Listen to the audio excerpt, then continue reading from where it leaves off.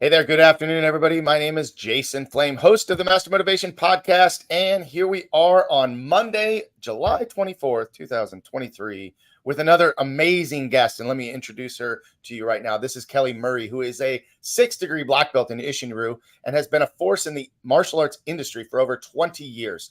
She is the Chief Operating Officer for Relentless Media Agency and CEO Mastermind. Kelly is a high-level leadership and confidence coach, helping hundreds of small business owners, entrepreneurs, and leaders to create powerful infrastructures and environments that generate massive success. Kelly also holds interactive confidence-building workshops that help business owners learn the skills to properly lead and manage their teams. Her systems and strategies have helped thousands of business owners recruit and build teams that turn profit, care like the business was their own, and stay loyal in the process.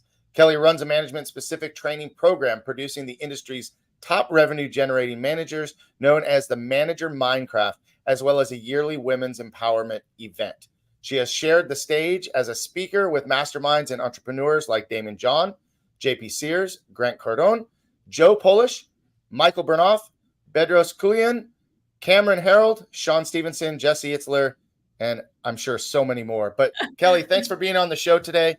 Thanks for being here.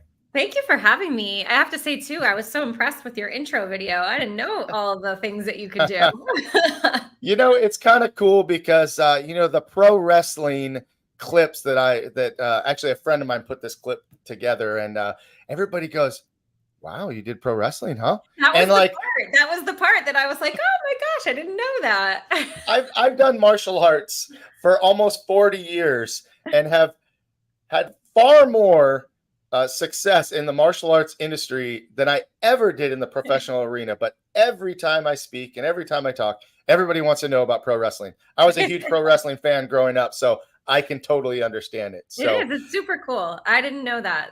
Very nice. Well, we're gonna learn a lot about each other over this next 45 minutes to an hour, and I'm looking forward. You're welcome. And I'm looking forward to the interaction with our audience. And we already have one person watching. So Chrissy, thank you for watching so early. Oh, happy birthday. Nice. July's a good month to have a birthday.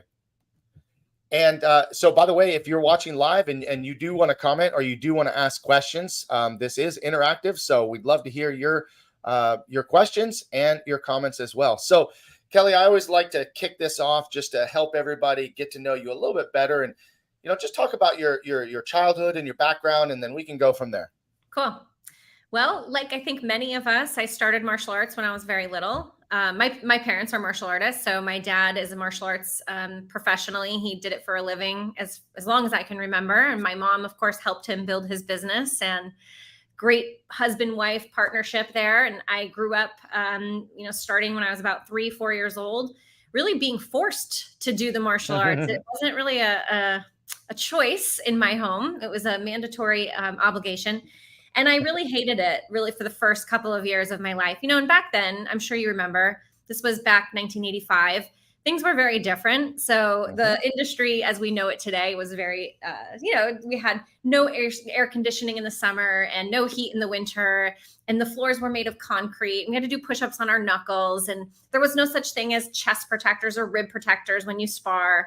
Things were a little more vicious back then. And I was only like 5 or 6 as a young female. And there weren't a lot of girls in my class. There weren't a lot of female role models. There weren't a lot of people that I could look at and say, hey, that's someone that I can, relate to.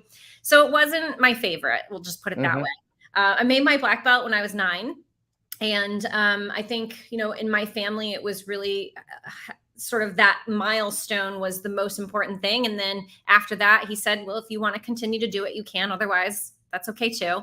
And I think I took a year or 2 off, but I eventually went back to it and started teaching and started falling more in love with the business side of things. I always, during high school, I always worked at the karate school. I managed one of the locations for a while. And then even when I went off to college, I was still running one of the studios. I eventually started overseeing all of his studios, became the director of operations. So it was always in my blood, something that I kind of was groomed to do, if you will. So thankful, so grateful, because I know that a lot of my success as an adult comes from that experience as a child, being resilient, getting up after you get hit, going in and training when you don't feel like it, or when it's cold, or when you don't want to. So all of those things really helped build me. But it was hard working with my dad. It was a challenge having a good relationship off the mat. And so I decided at one point that I wanted to go explore my other passion, which is musical theater. And I moved to New York City when I was about 26, 27, and really just wanted to audition, wanted to sing, wanted to dance, do cruise ships or Broadway or whatever I could get. But it was hard. New York City is full of people who can sing and dance and who are, very, very talented, and also probably 10 years younger than me at that time. So I just did whatever I could. I started working as a personal trainer. I was working at a CrossFit gym. I was nannying. I was just doing whatever I could to pay the bills. I came across an ad for a kickboxing instructor, which I felt like I could add pretty quickly, pretty easily to my part-time repertoire, and ended up working for a company called I Love Kickboxing. And they had a few locations in Manhattan, and it just was great timing. When I met the CEO there, he was looking to franchise, and very quickly we both realized that we could help each other out. And this was a program specifically for women. So I was able to lend my expertise and kind of give some insight into that audience.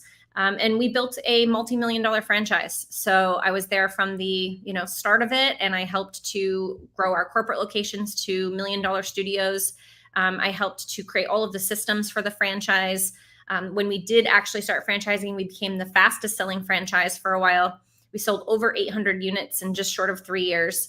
Opened 250, and I was really training everyone. I was the director of training for the investors. I was helping them recruit for their teams and helping them find managers for their locations and training their teams on the mat. So I got a great deal of experience, and also learned a lot on the corporate side of things, which was nice because martial arts is sometimes blindsided about what works and what they've been doing based on tradition. But it was really an opportunity for me to kind of open up and see how other businesses operate and how they are successful.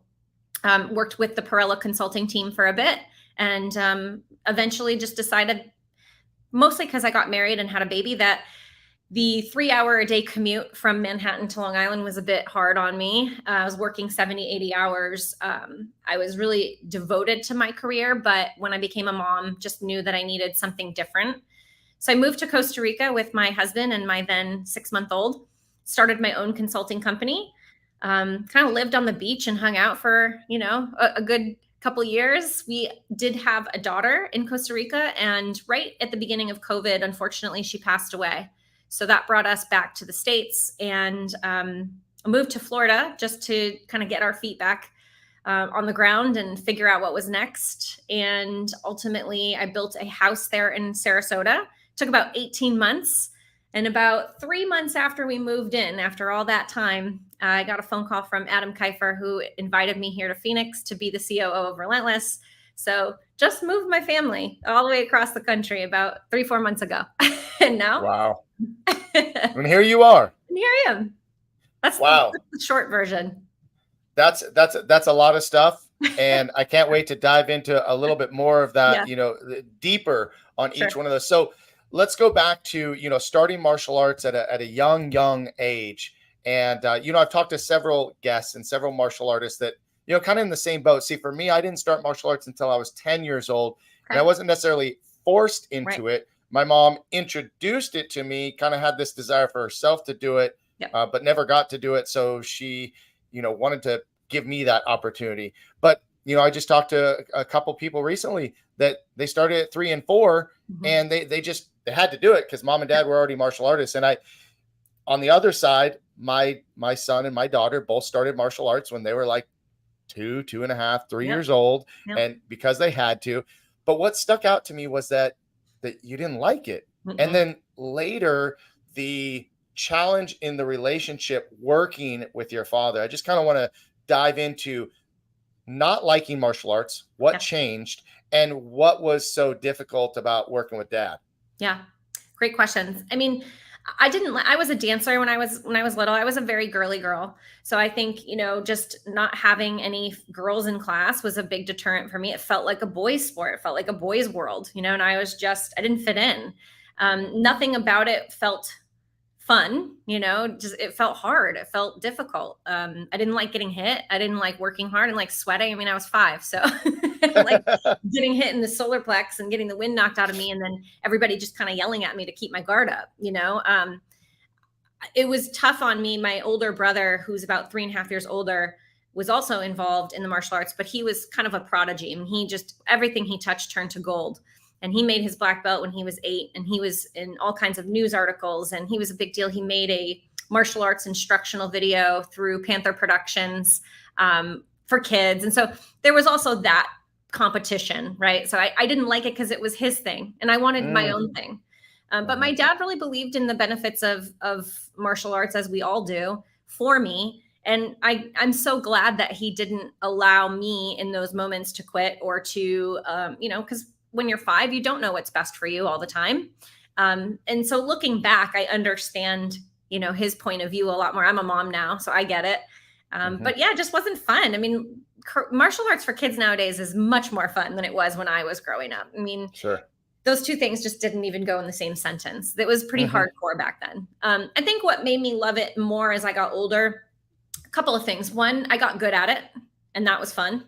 So when I really started to, devote myself to getting good and to winning competitions and to kind of beating the boys, that felt good. It felt good to get trophies. It felt good to get that recognition. So that certainly helped. I also fell in love with the business side of it. I started teaching. I started running my own school.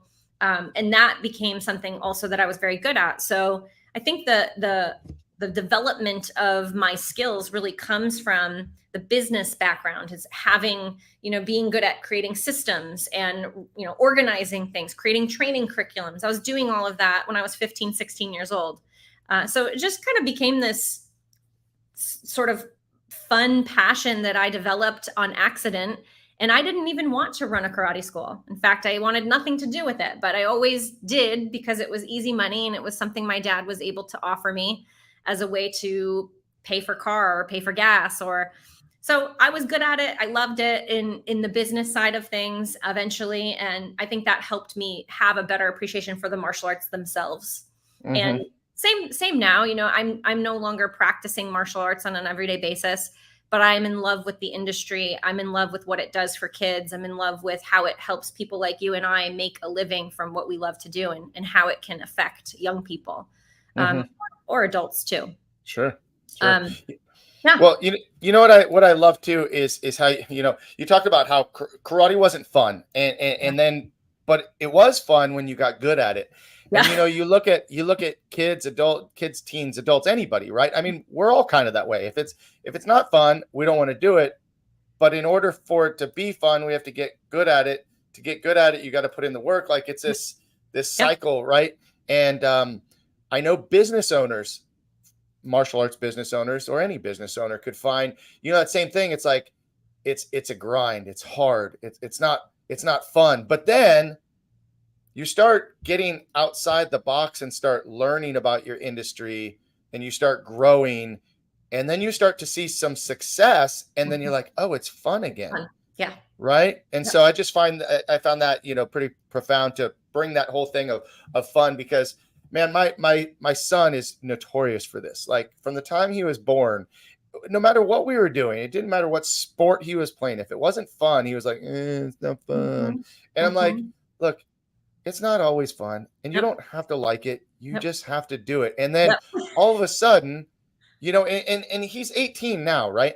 Okay. I don't want to be an instructor. It's not fun. I don't know how. And then all of a sudden he gets good at being an instructor, and now he's like, oh, this is fun. This is so cool. It's like, man, if you would just listen. So, your dad putting that out there for you, and our instructors putting us in these uncomfortable situations to build us up, to give us that opportunity, just comes around full circle. So I love that whole point. Now, talking about, working with dad, right? And here I am talking about my son working with me. So maybe I need some good advice on how to make sure that I don't lose him.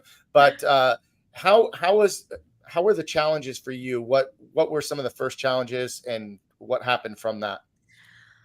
Well, I think safe to say a lot of men in martial arts have ego, and they think they never.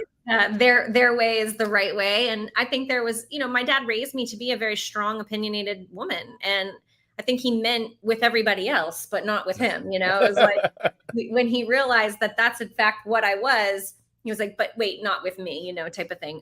Right. No, I think, I think there was a couple of challenges for me. One was that it was the only relationship I knew, and I wanted something different, right? Mm-hmm. So I grew up with my dad in the martial arts and running a business, and that was the relationship that was the most familiar. And so I was interested in knowing my dad outside of that as I became an adult.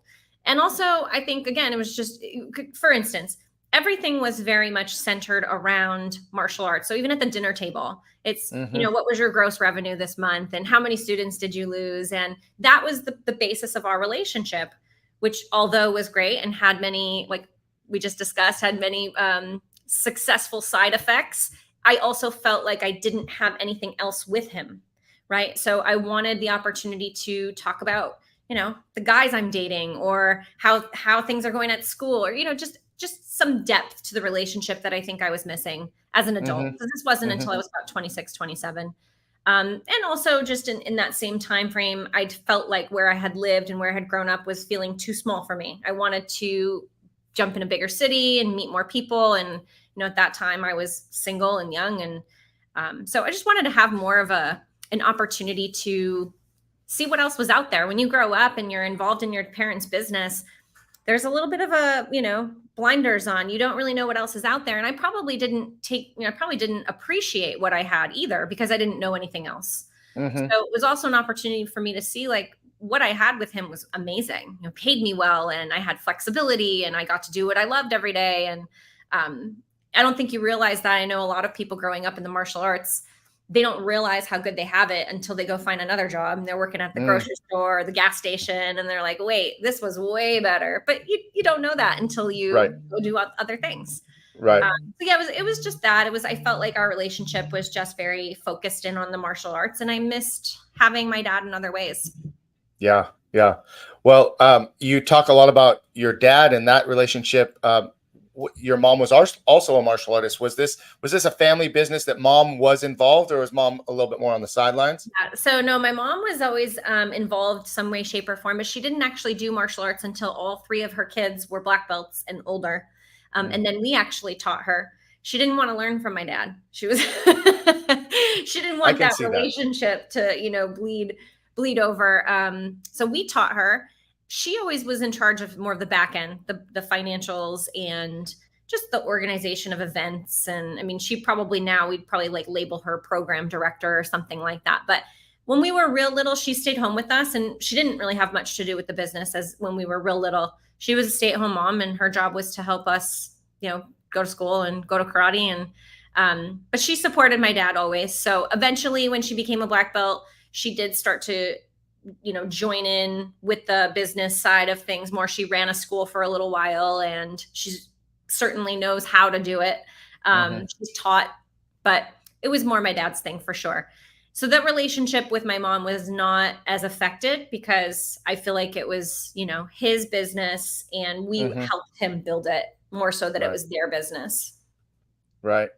So now from there, you decided that you wanted to pursue, musical theater. You were 26, 27, just kind of wanted a different change of scenery, if you will, right? And so now originally you're from where? I'm from Rochester, New York, which is about an hour south of Canada. Okay. And then so you moved into the city. I moved to Manhattan. Yeah. Yeah. And I always grew up wanting to move to New York City. And when I turned 18, my goal was to go perform professionally. And I went to school for a year for musical theater. Unfortunately, I went to a really expensive school. I did very well with musical theater, but I didn't do great with my gen eds, my math and my social studies, because I was partying. I was going to school and having a great time. And my dad said, I'm not going to pay this much money for you to go have a great time. Thanks anyway. So I ended up moving back home, going to a SUNY school, which was relatively close to where my parents lived.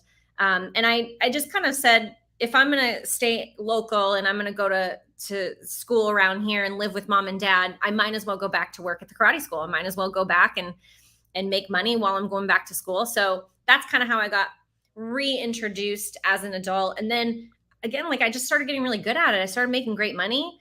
I was able to get a great house and a car, and you have all the things that you're supposed to do when you're 20, 21, 22, and I was living life. But I think eventually it caught back up to me where I was like, this is all I've ever known. I really do want to see what else is out there for me. And part of that was my desire to sing and dance. It was something I've always wanted to do, and I just never fully got the opportunity. So felt like that was as good a time as any to go for it. And tell me, I'm a West Coaster, right? Born and raised Southern California. You're born and raised on the New East York. Coast in New York, right? Yeah. Tell me about the culture of, the East Coast lifestyle and being in New York. I mean, everybody thinks that, all we do in California is go surfing every day and we hang out at the beach. And although the beach is literally, Malibu Beach is less than 40 minutes from where I am from this moment. I can get to a beach even shorter in about 20 minutes on the other side. But like, I don't even make it to the beach these days. But anyway, my question was, tell me about the culture of growing up in New York and kind of what the lifestyle is like, or what it was for you. Yeah. Well, I think upstate New York is probably similar to any suburb. It's a big city in Rochester, but it was very family oriented. I think East Coast, now that I live on the West Coast, I think East Coast is it's faster. Everything's more energy. Everything's more urgent. There's more hustle. There's more I don't know, ambition. To me, that's what it feels like. And obviously, especially in New York City, that's a whole different animal. I mean, New York City and upstate New York are very different. So, where I grew up versus where I started really my professional career, different energy, different environment. In New York City, I started there very poor. I went as again, 26, 27, I left my full-time job. So just trying to make ends meet in New York City is a full-time job. And, it's a struggle, but it's also so fun. I mean, New York City is just the best city to be poor in because there's something for everybody to do. And eventually, as I started to, develop the skills I needed to pursue my career, that was what I dove into. And it's the perfect city for that too. So New York City with money is a lot more fun than New York City without money. But it is also very demanding. The lifestyle is very demanding. And I was there until I was 36 is when I got married and had my first child. So a good 9-10 years where all I did was work. All I did. And I was on call all the time. And we were building a franchise. So I loved it. And I was in the perfect city for it because everybody there is on this same mission to make something of themselves and to pursue. And it's not unusual for people around you to be working 70, 80 hours a week. And I think that was helpful for me because that was where I was in that phase of life. And then as soon as I became a mom and I was like, well, I'm never seeing my kid, I'm gone all the time and I'm not enjoying this time with him. That was when I knew it was time for us to leave the city. Cause it's just, again, it's completely different pace, a completely different energy. And I wanted something slower. I wanted to be present. I wanted to be there for his life, especially during those years. And I'm so glad I did because, obviously with my experience in losing my daughter, it taught me the importance of time and how valuable that short period of time is when our kids are small.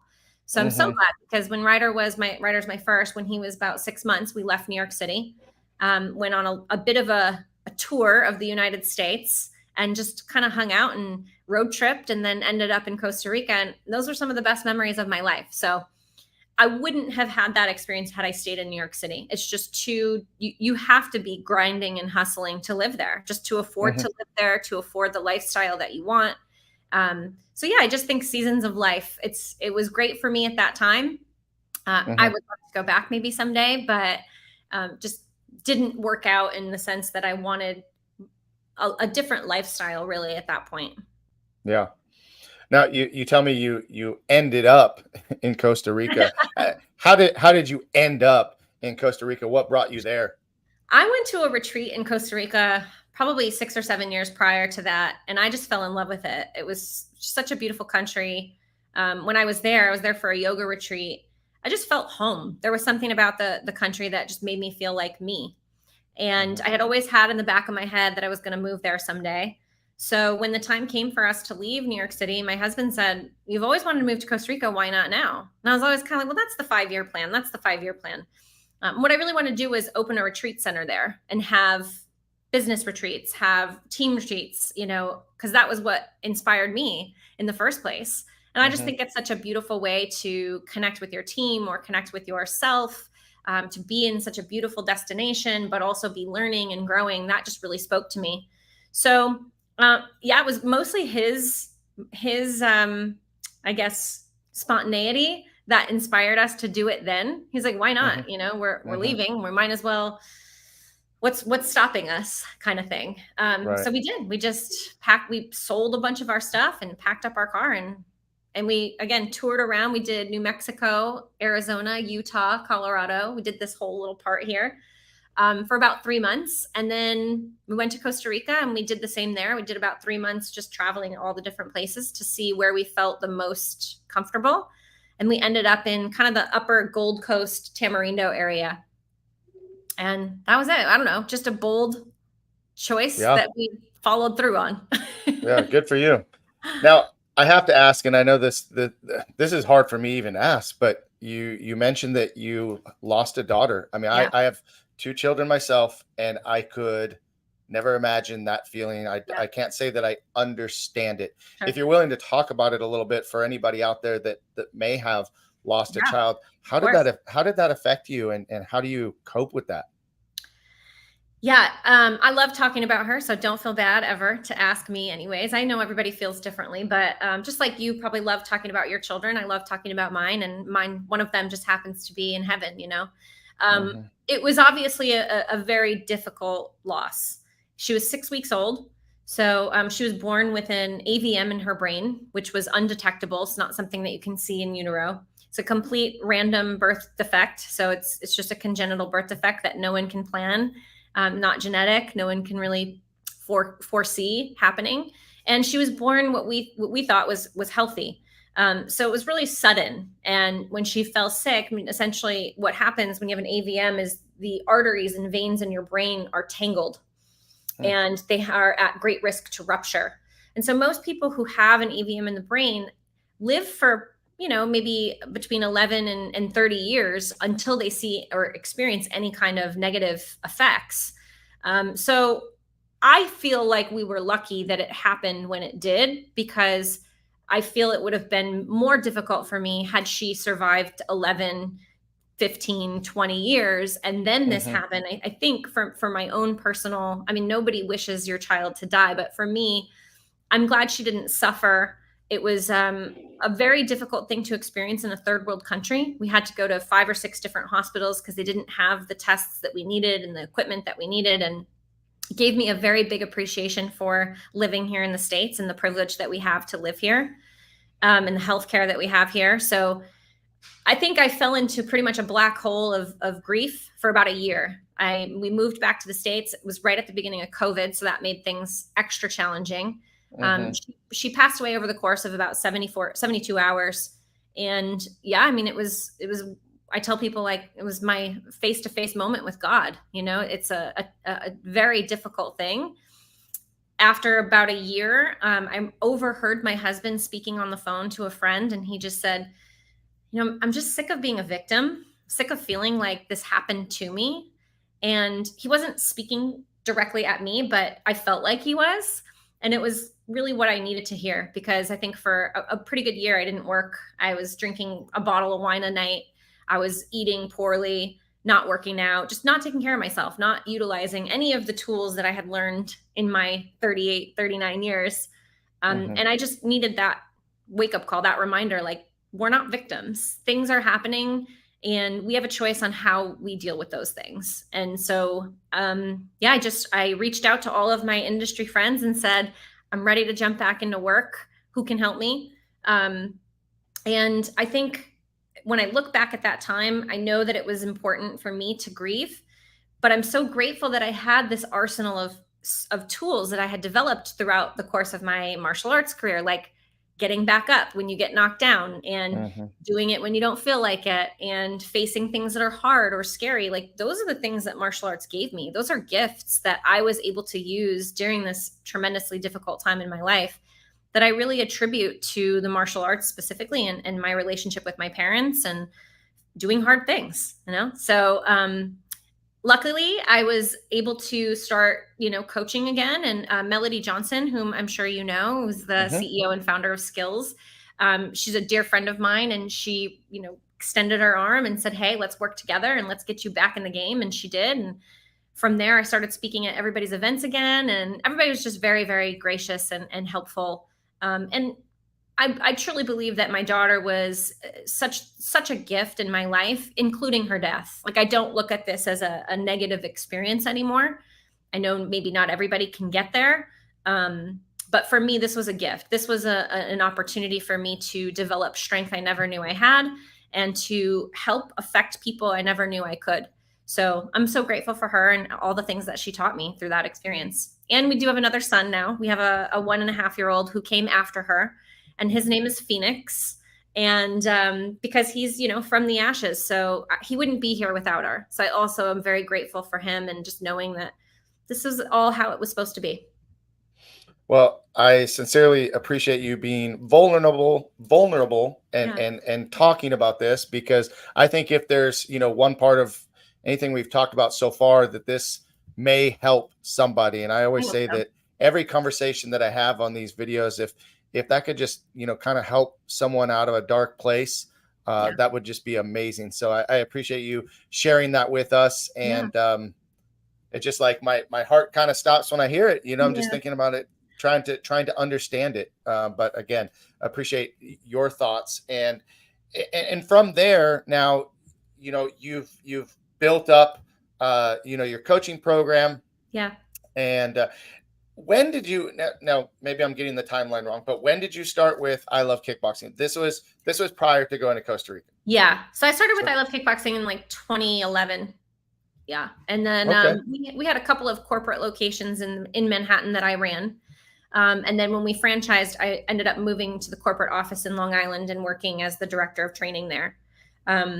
After about 8-9 years, I mean, the company itself was kind of moving in a direction that I wasn't super aligned with anyways. The CEO had, the vision that he had was kind of drifting apart from where I saw things going. And Hmm. so it was a good time for me to exit. And I think shortly thereafter, things kind of fell apart in general at I Love Kickboxing. So I can't say I regret my timing. I think I Right, left right, at right. the perfect time, and I try to do it as respectfully and professionally as I could, because I don't believe in, drowning the people who taught you to swim. And certainly I learned so many valuable things during my time with I Love Kickboxing. And I wouldn't have the platform truly that I have now if it weren't for that experience. So I'm super grateful.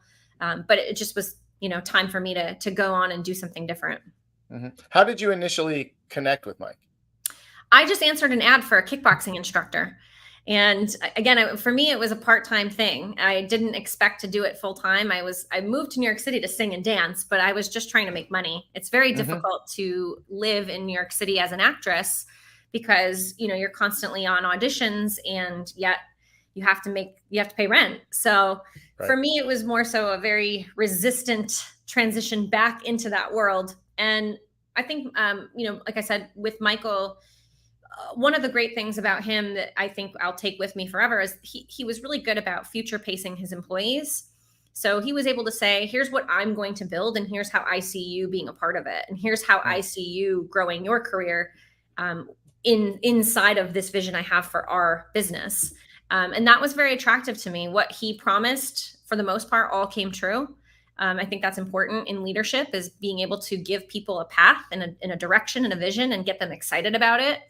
And I was able to do a lot of great things. I spoke on a lot of stages because of him, and I helped a lot of business owners because of him, and I helped a lot of our own franchisees. So again, I'm grateful for that experience, and just knew at the time that it was time for me to kind of pursue something else. Hmm. And now let's flash forward. You were given the opportunity to come out to Arizona Yeah. and become the COO of Relentless Media. Tell me about that and how that transpired. So Adam is the CEO here, and I worked with him at I Love Kickboxing. So we kind of were like ships in the night. When I got pregnant and went on maternity leave, Adam started working at I Love Kickboxing. So we didn't really work together, but when I left, he sort of took over and became a big part in the franchise. So I always knew of him, didn't work with him too much. And then when he left I Love Kickboxing, I think probably right in the middle of 2020 is when he invited me to do his podcast. And that was really the first time that I had connected with him since I Love Kickboxing days. But we had a great conversation, just like you and I, and it was an awesome reintroduction. It was kind of like, oh yeah, like we had a lot in common and had a lot of stories, of course, that we could share. And then I saw him again through a couple of masterminds, like Chris Casamassa has a mastermind that he invited both of us to speak at. So we just kind of kept bumping into each other. And I just love him. What I was so impressed with Adam is he is just taking, like advanced courses to life. It's like he learns something and he implements like so quick. And I just watched him, over the course of the last 2 or 3 years, just like lightning. And I watched him grow as a human and grow professionally and grow his companies. And that was just really attractive. So he invited me to be a part of the Relentless CEO Mastermind. And I was stoked to do it. It was it's a 7-person team. It's myself and him, Chris Casamassa, Jody Tension, our business partner, Travis, and Bryce Kimball. Anyways, a bunch of us. And we all specialize kind of in our own niche. So I do staff and team development, and there's a marketing, and there's Jonathan Frank, who does KPIs. And so we're kind of like the Avengers, right? And I really just appreciated being invited to that experience because I think what we're able to offer the industry is really special because we have this team. It's not just one person. And I admired Adam too for not just saying, hey, I'm going to do this by myself. He's smart enough to say, I'm really good at some things, and then there's other people who are really great at other things. And let's put our heads together and offer that to the industry. And his mission is really to help level up martial arts and to just get everybody into the 21st century and operating as successful business owners. And that was also part of my mission. So it aligned well. And then after our experience working together in the mastermind for 1.5 years, him and his business partner, Travis, who own Relentless, saw me speak a bunch of times, and they were like, this girl's got to be the COO of someone's company. How about ours? And so they asked, and I said, yes. I think I already have my own coaching program. It's very successful. I don't need this job at Relentless, but the partnership that I have with Adam and Travis and really the whole team here is really special. So it was enough for me. It was one of those moments where like, it's not what you're doing, but who you're working with that is really going to help take you to the next level.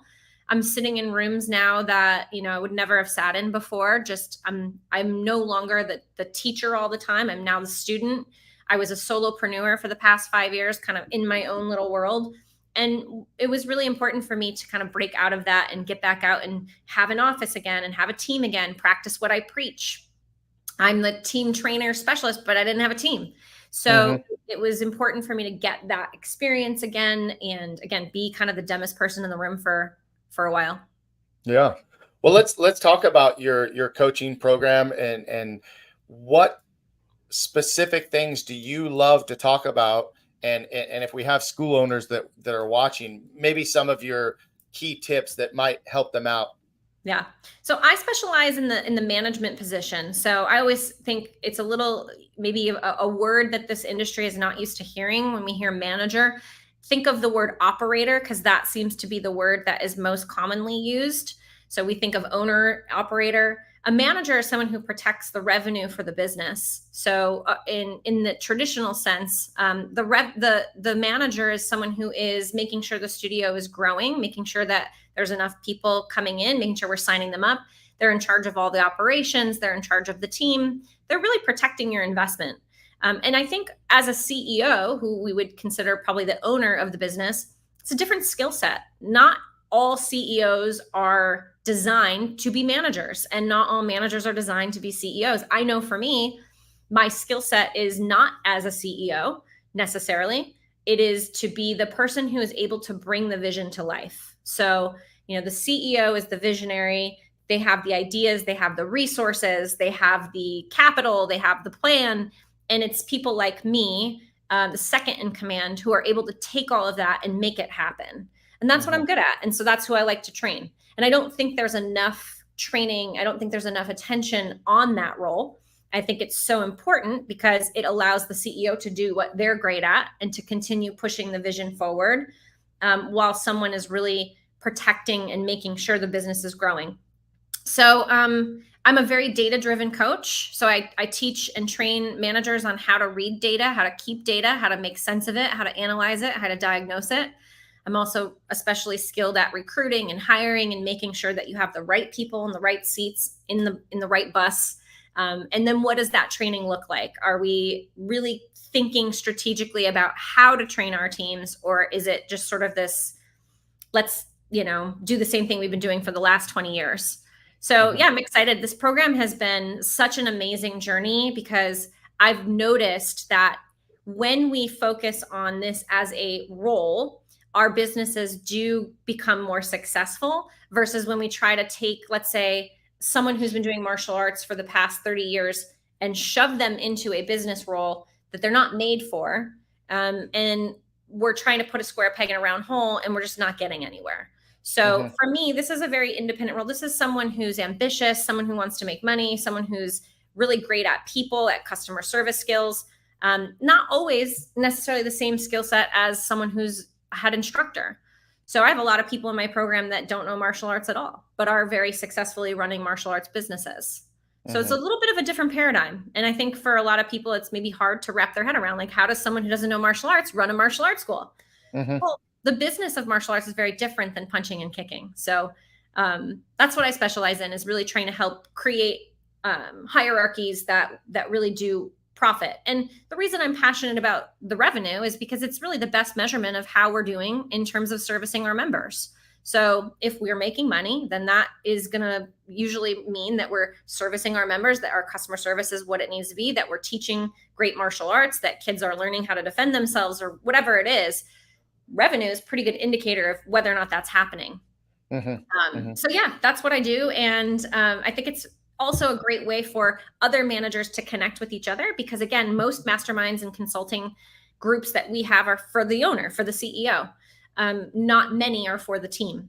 And that's what I'm passionate about. So it's great for them to be able to come together and connect every week. They have each other. Also very interactive. I don't just sit and talk at them. I make them do work. So it's a very interactive, practical session where they're applying what they're learning versus just talking at them for an hour every week. So they have to turn in their KPIs. They have to stay accountable. They have to time block. They have to do all the habits that are going to help them be successful at running a business. Right. Now, earlier, you mentioned something, about bringing the martial arts industry into the 21st century and taking what other industries or what other businesses are doing and using, because I know Adam's very big about, getting outside the box, because we as martial artists are very well known for doing things the way that it's always been done, and just that tunnel vision. So can you just kind of explain some of the things that you see changing in the martial arts industry, or that should change in a martial arts school, that maybe, obviously I know the 70s and 80s were very different than the 90s and early 2000s, but even business now, as we're in 2020, is very different than it was in 2000. Sure. So what are some of those things that business owners, school owners should be getting themselves into the 21st century and just kind of looking outside the box a little bit more? Well, I think one of them is the hierarchy of our organization, right? It's defining roles. It's not trying to create unicorns, right? I think of a unicorn like, this is a young man that's been training us since he's been 8, and now knows how to teach, and he's teaching all the classes, and he's signing up all the members, and he's doing all these things. That's a unicorn. That's someone that can be successful. For me, what I think is better and more efficient is to put people where their skill sets lie and allow them to excel in their role.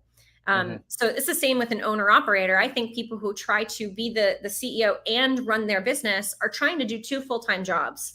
And it's tradition. It's like, well, if you run your school, you run your school.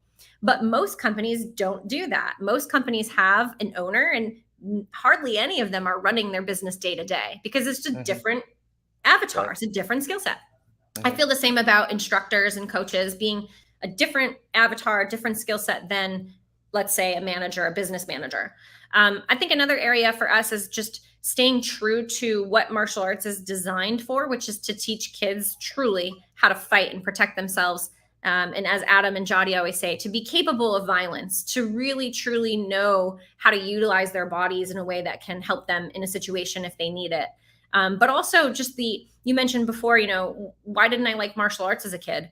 Because I had to work hard. I had to do the work. And I think in the last maybe 15, 20, 30 years, there's been a very soft turnover in the martial arts about allowing kids to not work as hard because we don't want them to cry, or we don't want them to quit, or we don't want them to.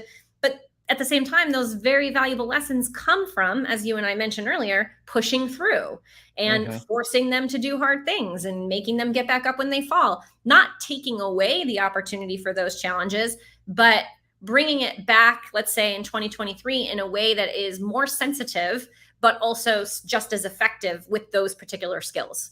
So I think in martial arts, tradition has always been a very big controlling factor of how we do things, because our grandmaster from 800 years ago did it that way, or and I think we need to let go of tradition a little bit to make sure that we're accommodating what's going on in 2023, because there's a lot of factors that didn't exist 800 years ago that do now that we should take into consideration. Sure. So yeah, I also just think that in being open to the fact that the business is different than martial arts itself. And a lot of people who are great at martial arts are not always going to be great at business. So it's a different skill. It doesn't mean they can't be, but that means that they should pursue it as a separate skill and learn it. And be open to other successful business owners who have done it before them, who have been successful, versus saying, well, he's only a 3rd degree black belt, so I'm not going to listen to him. What does he know? Right.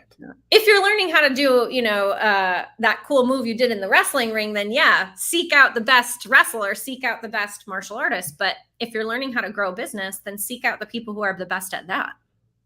Well, it goes back to, as we joked earlier, about martial artists and ego, right? Yep. It's very hard to set aside that ego, especially for, let's just say, for example, a school owner that's been in business for 30 plus years. They've been in business for 30 plus years. They obviously know how to run a business, but are they at the level that they want to be, or that they could be had they, introduced some of these other things? But our ego sometimes does not allow us. I can remember very distinctly when I started, I opened my school I opened a program in 94, opened my school in 96. And for like 10 years, I thought I was doing pretty good, like things felt good. They looked good. The money was pretty good, but everything changed when my daughter was about to be born. I'm like, okay, well, we need to make more money because this isn't going to work. And that's when I seeked out, my mentors and my consultants and coaches. And when my eyes just went from here to here, it was like, oh my man, I'm missing so many things. And at the same time, we talk about tradition, and we talk about, you don't have to lose the quality of your program. You don't have to lose the quality of your martial arts. You don't have to play, all games. As a matter of fact, again, I know Adam's very big about, you don't have to be a playground for kids so that they just have fun. There's some skills that need to be taught. As you said it very clearly, the martial arts and the business can be totally separate. Yeah. And when the martial arts is good, business is good. When the business is good, the martial arts is even better. Bingo. Right? Yeah. That's the idea. Yeah. Right. So anyway, I remember distinctly when that switch in my head, because I was one of those traditional guys that like, this is how it's always been done. And I had suggestions being made to me, and I was like, that won't work in my town, right? Yes. The limiting beliefs. So even just the way we, I was also lucky enough to work in the fitness industry, which I think is a bit ahead of our industry in a lot of ways. They're very innovative, very forward thinking. They don't operate like the 1980s version of fitness is like nowhere near what we have now. And that's a great way to kind of look at our industry and what we're missing. Like imagine if we kept up all these years, but instead we still design our studios the same that we did in the 1980s, same color mats and same wall decor and same setup. I mean, we don't think outside the box, same uniforms, same curriculum. So everything else in the world is changing and growing and evolving except us. And a lot of people will say, well, that's because, we're traditional. Is that really the best way? Is that what's serving the community the best? And I think that's always what it comes down to is what's your mission? If you really want to help children are growing and evolving at light speed. So wouldn't it make sense that if that's truly your mission, that you would serve them in the way that is best adapted to how they're growing up in 2023, which is not the way that we were growing up in 1982. Right. Definitely not. No, I don't remember who said it, and it's thrown around a lot, but I love the term, that we should respect tradition, but also embrace innovation. Yeah. And so that I think, is where we need to be, because like you said, kids are different now too. Yes. The way we teach, I mean, just even the way we talk to parents. And sometimes people don't realize that, our parents are just as much our students as our students are sometimes, because, we're training them. I'm sorry? Because parents don't know what we're doing. We're just figuring it out as we go. Right. Absolutely. Right. Absolutely. So, I want to touch on two more things. One, let's talk about what you're doing with My Studio as a team coach. Yeah.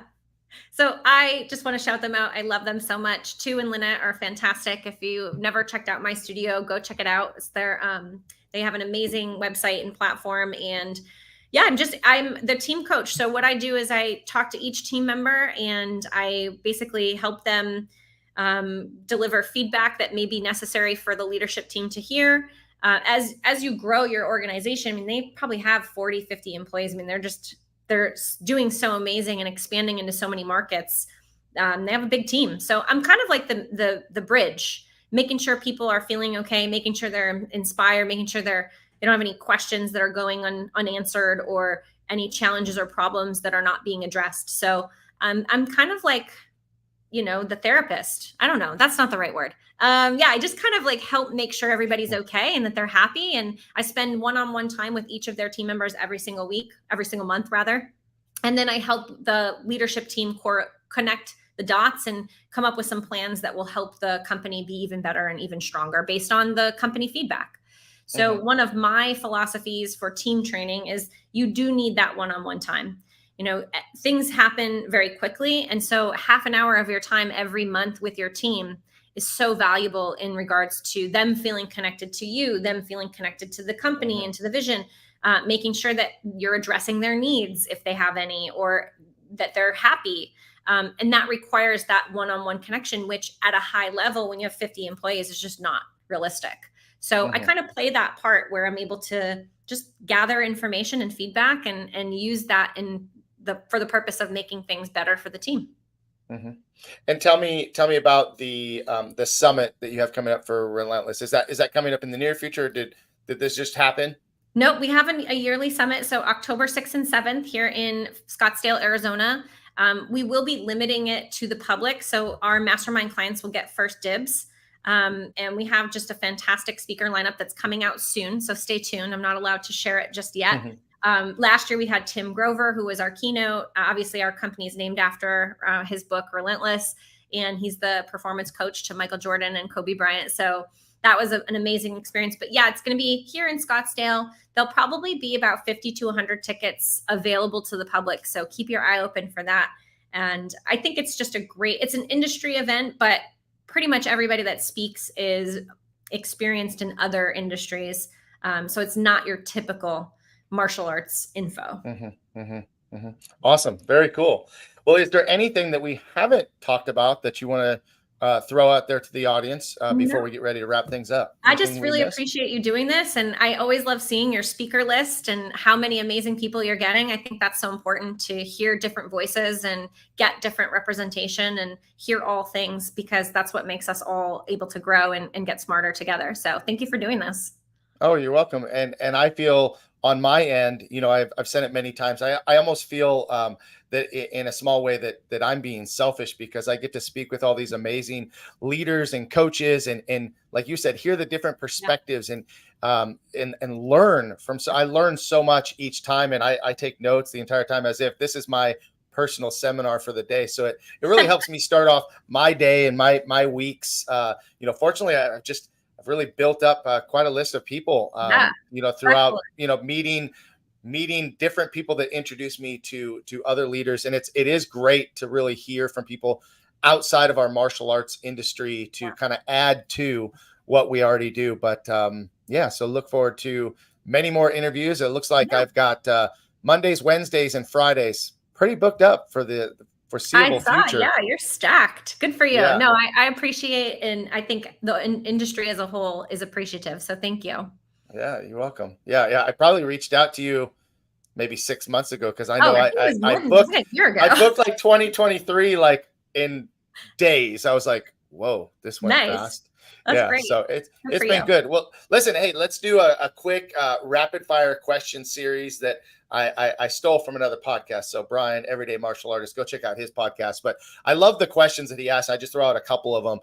Number one, who is your favorite martial artist of all time? My dad, hands down. Oh, look at that. I know. That's awesome. and if you had to make a martial arts Mount Rushmore, who would you put on it? Oh gosh. See, this was tough for me. When someone asked me this, I was like, dude, really? Because as soon as I get off, I'm going to think of like 3 more people to put on it. So I mean, probably Bruce Lee would be up there. I love Bruce Lee. Maybe, I don't know, Muhammad Ali, Ronda Rousey. Those would probably be my top 3. I love it. And how about martial arts movies? Do you have a favorite martial arts movie? I'm like a terrible person for this. Probably not. Maybe like Kill Bill. Kill Bill. All right. What is the most impactful book that you've read recently or ever? Oh, that's a hard one too, because there's so many. I think there's a really great book called Permission to Feel by Mark Brackett. He's actually a martial artist, but he's a psychologist as well. And he just talks about the importance of honoring emotional states and understanding where people are coming from. So like, what happened this morning and how does that impact who you show up as in the moment? Another great book called What Happened to You. I love psychology. I'm a psychology major. That's what I went to school for. So I love all the books, and plus I work with people. So it's an important skill set to have. Absolutely. Well, I wrote both of those down. So thank you for the recommendations. And, fun fact, my wife was also a psychology major. Nice. So cool little tidbit there. What book are you reading now? I'm reading a marketing book called Ogilvy. What is it called? Ogilvy. And I can't remember the last part here. Just pulled it up on Kindle. I'm trying to increase my marketing knowledge, because now I'm the COO of a marketing agency. And it's a new one for me. I'll have to get you the rest of it. But Ogilvy is one of Adam's favorite marketing authors. So he inspired me to pick it up, and I started it a couple nights ago. Sweet. All right. Yeah. Well, I'm writing them down. Your greatest accomplishment? My kids. I love it. Yeah. That's my answer. Always my answer. Right? Hard to beat them. No, absolutely. Well, listen, thank you so much for your time today. Thank you for sharing stories and information and education all at the same time. Just appreciate you sharing that with us today and being on the show. I want to remind everybody to do us a favor and please share this video and let other people watch it as well. And make sure to go to YouTube and follow the Master Motivation podcast, and look forward to many more upcoming interviews. So if you can stick around for just a minute, would love to chat offline. But for everybody else, listen, guys, go out and make it a great day, make it a great week, and have some fun. All right. We'll talk to you real soon. Thank you, Kelly. Thank you.